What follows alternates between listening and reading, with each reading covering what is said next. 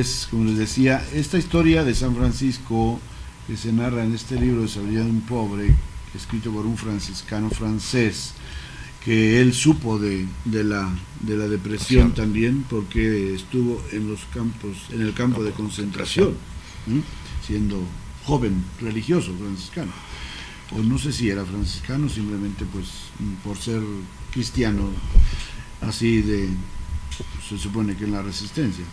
Entonces él nos narra en bastante larguito, pero les voy a leer solamente un pedazo, esta experiencia de la prueba de San Francisco, que le podemos llamar una depresión o una noche del espíritu. Dice: al día siguiente, Viernes Santo, Francisco quiso pasarlo en la soledad meditando la pasión de Jesús. Había escogido para eso un lugar salvaje, cuya austeridad estaba de acuerdo con el gran tema que llenaba a su alma. Deseando entrar en los sentimientos del Señor, se puso a decir lentamente el salmo que Jesús había recitado en la cruz. Se paraba en cada verso, todo el tiempo que era necesario para que la palabra cayese en el fondo de sí mismo. Ante la palabra estaba como siempre, sin defensa. La dejaba llegar a él y pasar sobre él con todo su peso, pero al fin era siempre ella la que todas las veces le había levantado y llevado. Y mientras que decía las palabras Dios mío, ¿por qué me has abandonado?, le agarró como nunca ese sentimiento de abandono expresado por el Señor mismo. Se sintió de repente uno con Jesucristo, dolorosamente uno. Nunca había comprendido estas palabras como ahora.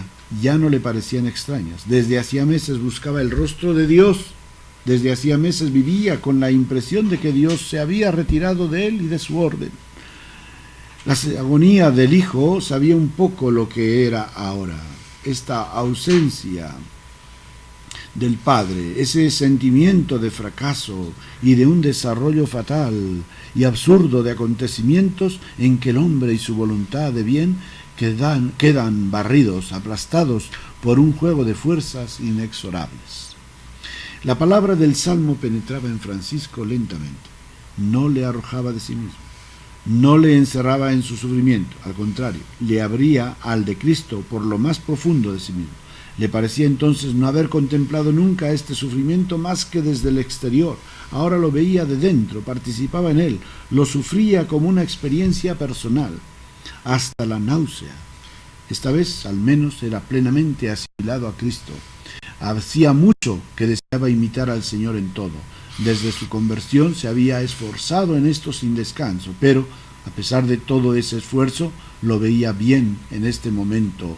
No sabía todavía lo que era exactamente hacerse semejante al Señor, ni hasta dónde podía llegar eso. ¿Cómo hubiera podido saberlo? El hombre no sabe verdaderamente más que lo que experimenta. Seguir a Cristo con los pies descalzos, vestido con una sola túnica, sin bastón, sin bolsa, sin provisiones, era ya algo, desde luego, pero no era más que un comienzo, un ponerse en camino.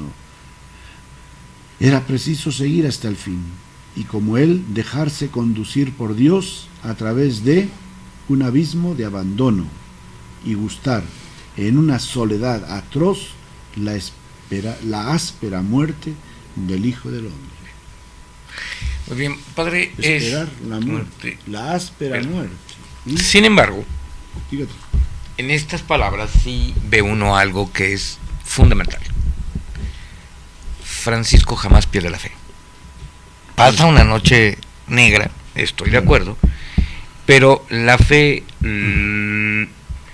aunque pueda sentir y pensar que ha sido abandonado, su fe le hace saber que no es así. precisamente, ese es el asunto, ¿verdad? Cómo influye la fe en esta persona, pero el tema es que sí es compatible la fe con la depresión. Que para nosotros, o dentro de este mundo espiritual, de la teología espiritual, que se estudian estos fenómenos, pues se ven como purificaciones. No se aparece la palabra depresión, sino son purificaciones de Dios. Purificaciones en las cuales el creyente, en este caso el cristiano, pues va a llegar a un abandono de sí mismo, a perder todas las seguridades, porque todos ese es el punto, ¿no? Cuando una persona se deprime es cuando se siente inseguro, ¿verdad? Ahora aquí la paradoja, podríamos decir, es que Dios te hace pasar por esa inseguridad para que tú llegues a ser seguro, a estar seguro, ¿sí?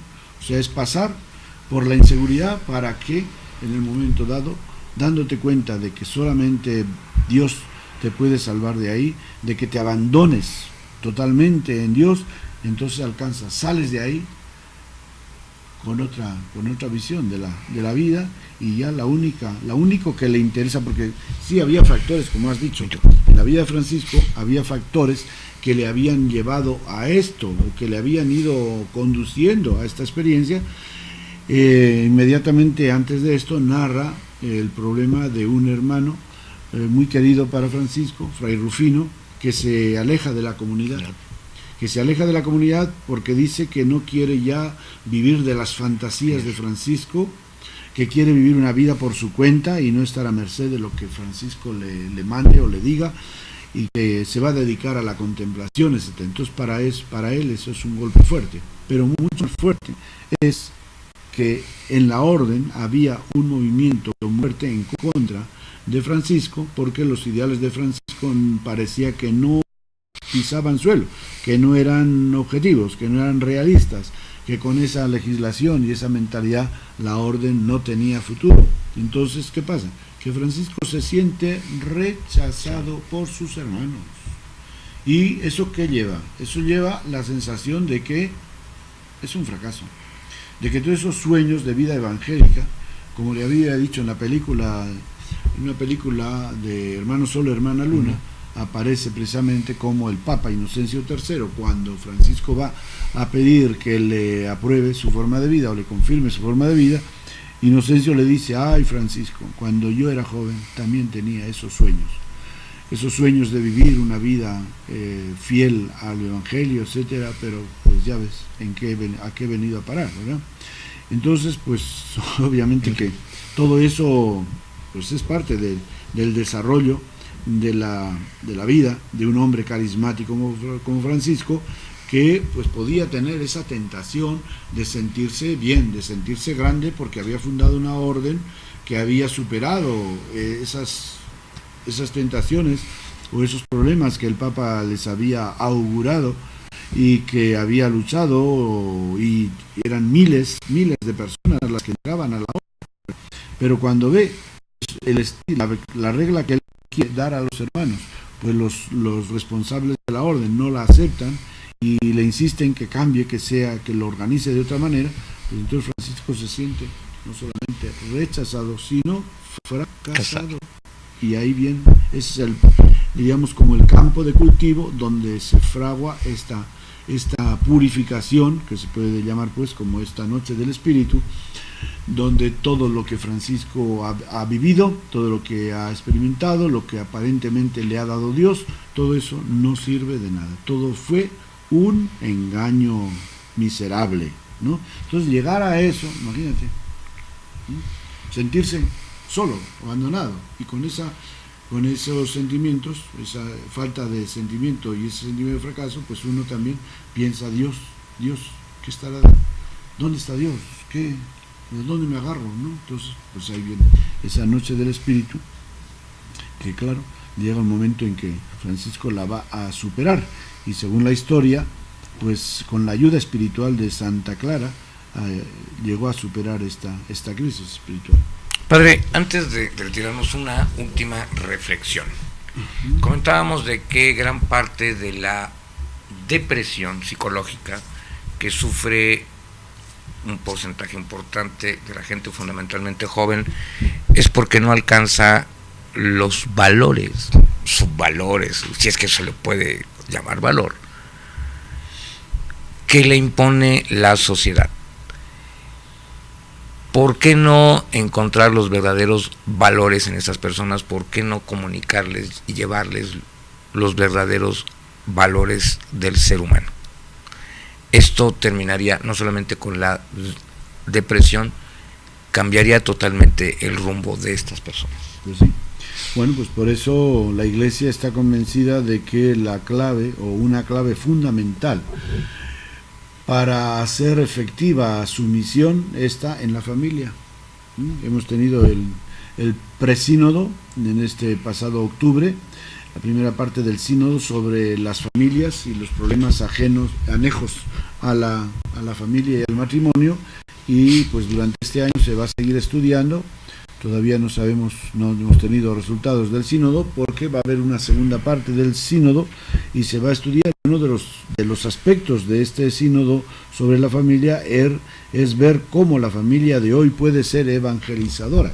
Entonces, cómo la familia tiene que ser esta familia, esta iglesia doméstica que el Concilio Vaticano II proclamó, para que se le dé esta educación.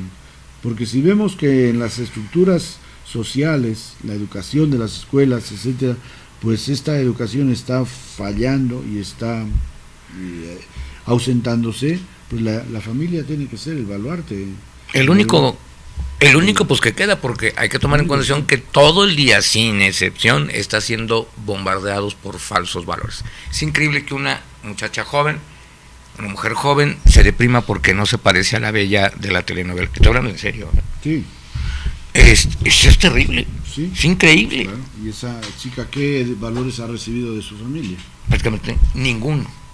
Y se ha educado en los valores que le da la sociedad a través de los medios, que esos no son valores, son francas degradaciones de lo que es el ser humano.